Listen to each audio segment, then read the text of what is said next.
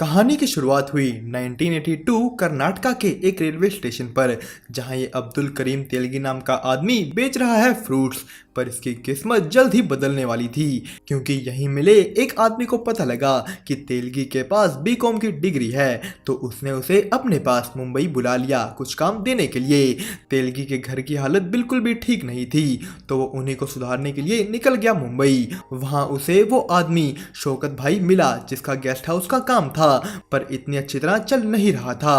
तो तेलगी ने आते ही उसके काम में चार चांद लगा दिए।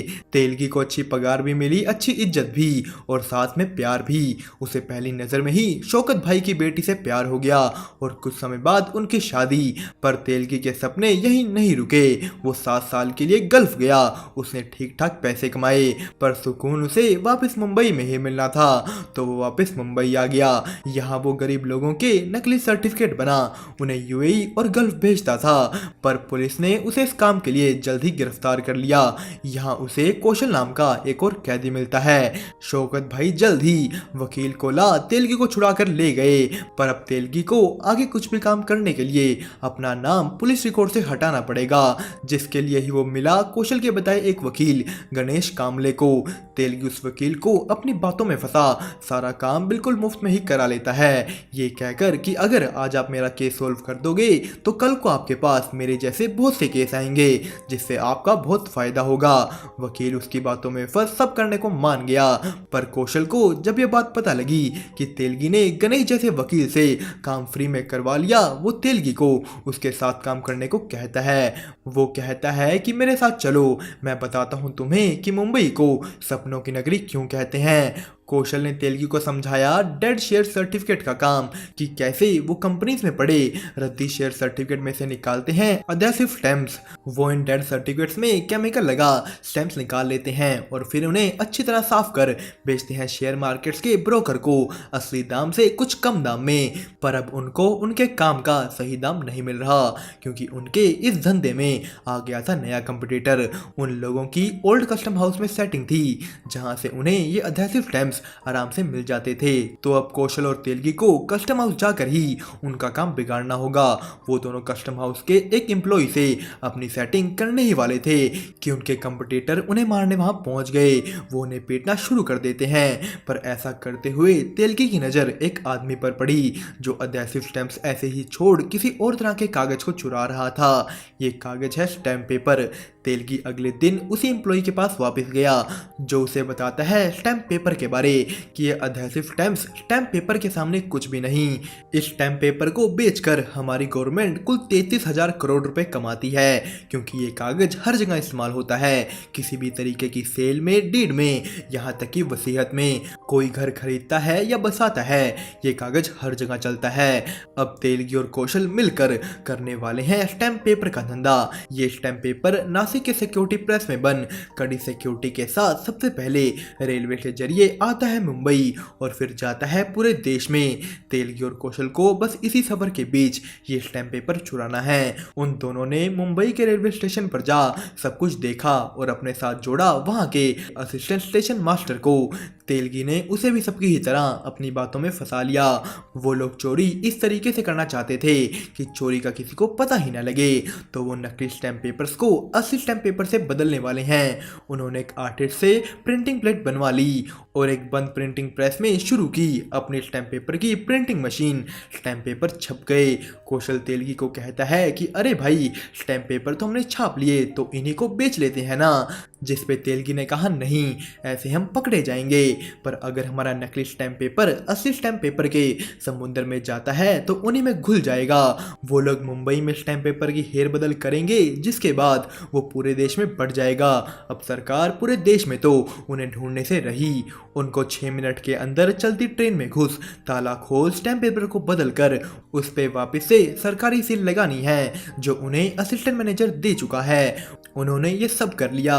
स्टैम्प पेपर ले वो पहुंच गए गणेश वकील के पास, पर यहाँ पता लगा कि उन जैसे आम वकीलों को बस महीने में 4-5 स्टैम्प पेपर ही लगते हैं। इनकी सबसे ज़्यादा ज़रूरत होती है कॉर्पोरेट वकीलों को, पर वहाँ भी वो अपना सारा माल नहीं बेच पा रहे क्योंकि उनके पास ये स्टैम्प पेपर बेचने का लाइसेंस नहीं था। तेलगी के पास अब स्टैम्प पेपर तो भर कर हैं पर कोई खरीदार नहीं। वो खुश नहीं क्योंकि उसने ये काम बस थोड़ा सा कमाने के लिए नहीं किया था और उनके मोहल्ले में भी बार बार पुलिस की रेड पड़ती रहती थी। उन्हें जल्द से जल्द कुछ करना होगा। तेलगी सबसे पहले पुलिस को अपनी साइड करता है, उनके मोहल्ले और पुलिस की दूरियां कम करके।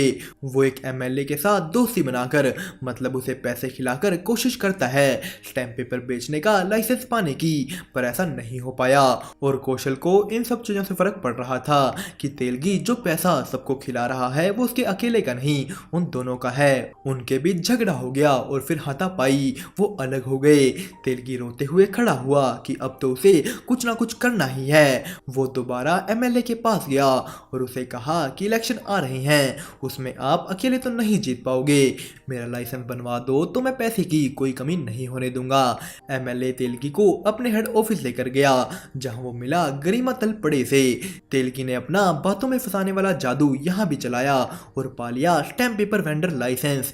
तेलगी कौशल को लड़ाई के लिए माफ करके एक बार फिर उसके पास गया कि चलो दोबारा से साथ काम करें, पर कौशल को इस झंझट में नहीं फंसना।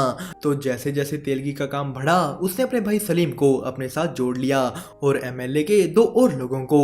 वो लोग रोज रोज ट्रेन से स्टैम्प पेपर चुराते और नई नई कंपनियों में स्टैम्प पेपर बेचते। तेलगी स्टैम्प पेपर के रूप में पैसा छाप रहा था और थोड़ा थोड़ा सबको खिला रहा था ताकि सारा काम ठीक तरीके से चले। तेलगी ने अपने परिवार के साथ छोटे छोटे सपने पूरे करने शुरू कर दिए जिससे सब खुश हैं और तेलगी बन चुका है सिस्टम का राजा। पर इलेक्शन के बाद पॉलिटिक्स में एक नया राजा आया, ईमानदार बस सिर्फ नाम से, जिन्हें भी तेलगी ने पैसा खिला अपने साइड तो कर लिया। पर पूरे 1 महीने बाद एक अमीर परिवार के 2 भाइयों के बीच उनके बाप की वसीयत को लेकर केस हुआ तो एक भाई पहुंच गया ईमानदार के पास।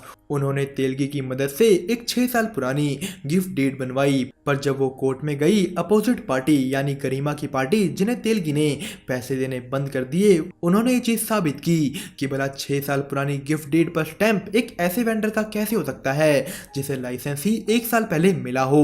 अब इस सब चीजों का ब्लेम अकेले तेलगी पर आने वाला था। कोर्ट ने तेलगी का लाइसेंस कैंसिल कर दिया और उसे जेल भेजने का फैसला सुनाया, पर तेलगी इतना पैसा सभी जगह खिला चुका था कि वो फंसने के बाद भी आजाद है। गरिमा ने इस चीज की बात फिर से असेंबली में उठाई जिस वजह से ना चाहते हुए भी पुलिस को उसे अरेस्ट करना पड़ा।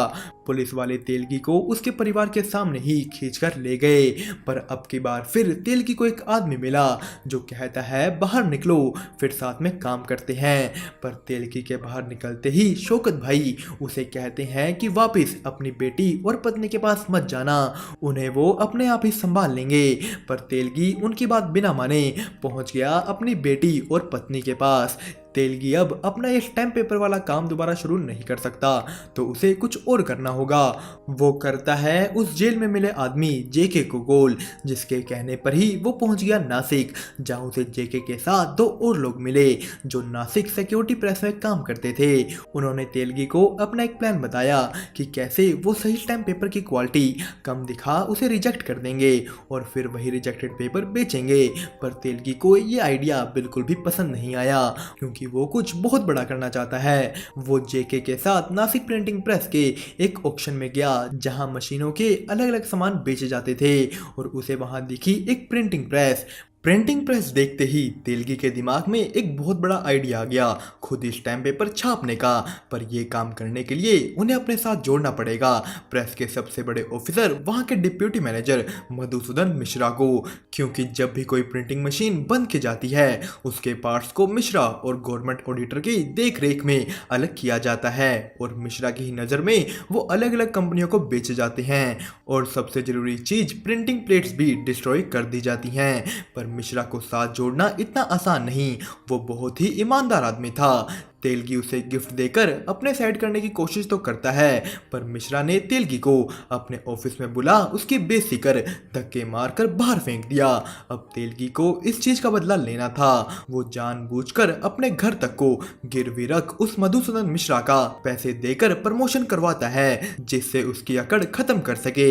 उसको ये एहसास हो कि जिस प्रमोशन के लिए वो 10 सालों से रगड़ रगड़ कर ईमानदारी से काम कर रहा है, वो तेलगी ने 2 दिनों में बस पैसे देकर ही करवा दिया। सब कुछ बिल्कुल तेलगी के हिसाब से हुआ। उसने मिश्रा को उसका ही प्रमोशन करवा तोड़कर रख दिया, जिसके बाद समझाने पर कि ईमानदारी में कुछ नहीं रखा मधुसूदन जी, हमारे साथ जुड़िए और अपना विकास कीजिए। मधुसूदन भी मान गया। उसने एक मशीन को खराब बता उसका ऑक्शन करवाया, जिसमें सभी पार्ट्स तेलगी के ही 5 लोगों ने अलग अलग कंपनियों के नाम पर लिए। और रही बात उन ओरिजिनल प्रिंटिंग प्लेट्स की, मिश्रा ने वो भी नकली से बदल दी और गवर्नमेंट ऑडिटर के सामने दिखा दिया कि प्लेट्स कट चुकी हैं। सारा सामान तेलगी की मुंबई वाली प्रिंटिंग प्रेस में असेंबल हो गया। उसने मिश्रा की मदद से स्टैम्प पेपर बनाने वाली इंक भी पाली और पेपर भी। तेलगी बाप बन गया क्योंकि उसके घर पैदा हुआ स्टैम्प पेपर। उसने अपने साथियों के नाम लाइसेंस ले काम शुरू किया और बनाया पैसा ही पैसा, इतना कि पूरा कमरा भर दे। उन्होंने नए नए ऑफिस खोले, दिन रात लाखों के स्टैम्प पेपर बेचे। कर्नाटका में भी उन्होंने अपना बिजनेस शुरू कर दिया। अब आखिरकार तेलगी पैसा कमा नहीं बना रहा था, उसकी सिस्टम फिर से सेट हो गई। तेलगी ने कर्नाटका के मिनिस्टर्स के साथ भी दोस्ती बना ली, अपने भाई को एक पॉलिटिशियन बना दिया। पर तभी एक दिन शौकत भाई की मौत हो गई। 1988 शुरू हुआ। अब तेलगी को अपना काम और बढ़ाने की चाहत थी, जिसके लिए उसने उठाया एक बहुत ही ज्यादा बड़ा कदम। वो मधुसूदन मिश्रा को कह नागपुर सिक्योरिटी प्रेस ही मेंटेनेंस के नाम पर बंद करवा देता है, ताकि मार्केट में स्टैम्प पेपर की सप्लाई कम हो और उसके प्रिंट किए स्टैम्प पेपर की डिमांड बढ़े। और स्टैम्प पेपर प्रिंट करने के लिए उन्होंने और मशीनें खरीदी। उसके सभी साथी अलग अलग डिपार्टमेंट संभालने लगे, पर एक सुलेमान नाम का उसका साथी थोड़े और पैसे कमाने के लिए कुछ स्टैम्प पेपर को खुद से बेचने लगा। उसको लगा कि अगर वो थोड़ा सा चुरा भी लेगा तो किसी को ना पता लगेगा ना फर्क पड़ेगा। पर तेलगी को इसकी भनक जल्द ही पड़ गई। उसने सुलेमान को कहा कि अरे अगर तुझे थोड़ा फालतू पैसा चाहिए था तो मांग लेता ना, चोरी करने की क्या जरूरत पड़ गई। तेलगी और उसके बीच बहस हो गई, क्योंकि उसने भी आगे से कह दिया कि अगर समुद्र में से कटोरी भर ली तो क्या फर्क पड़ गया। तेलगी ने उसे मारना शुरू कर दिया और गुस्से में इतना मारा कि सुलेमान की जान ही ले ली। पर कुछ दिनों बाद टेंशन और स्ट्रेस की वजह से उसकी खुद की तबीयत बिगड़ गई। डॉक्टर ने तेलगी को ब्लड प्रेशर की प्रॉब्लम बताई और स्ट्रेस कम लेने को कहा। इधर कर्नाटका में उसका भाई सलीम एक एमएलए बन चुका था, तो वो लोग एक बार में पार्टी करने गए। इस बार में तेलगी को एक लड़की बहुत दिनों से अच्छी लगती थी, तो उसने आज उस पर पैसा उड़ाना शुरू किया। पर तभी वहां एक और आदमी उसी लड़की पर पैसा उड़ाने लगता है। उन दोनों के बीच मानो जंग शुरू हो गई कि कौन ज्यादा पैसा उड़ाएगा। और जब तेलगी के पैसे खत्म हो जाने पर उस आदमी ने औकात की बात कर दी। तेलगी ने सलीम के मना करने पर भी कुल 90 लाख उस रात बार में उड़ा दिए। अभी तक सबको लगता था कि तेलगी के पास इतने पैसे नहीं हैं, पर इस राज की खबर बाहर जाने पर तेलगी के लिए काम कर रहे सभी आदमियों को पता लग गया कि उसके पास बहुत पैसा है और वो उन्हें तो बस थोड़ा सा ही दे रहा था। सभी ने तेलगी से और पैसा मांगना शुरू कर दिया और एक शो ऑफ वाली रात ने बिगाड़ कर रख दिया तेलगी का सारा बना बनाया सिस्टम। दोस्तों, स्कैम 2003 तेलगी स्टोरी का फर्स्ट पार्ट यानी फर्स्ट 5 एपिसोड की कहानी यहीं पर खत्म हुई। इसके नेक्स्ट एपिसोड रिलीज होंगे नवंबर के महीने में, जिनकी भी एक्सप्लेनेशन देखने के लिए बने रहे हमारे साथ मूवीज मैनिएक चैनल को सब्सक्राइब करके। दोस्तों, आज के लिए इतना ही। अब हम मिलेंगे आपको ऐसे ही किसी और वीडियो में। तब तक के लिए अलविदा।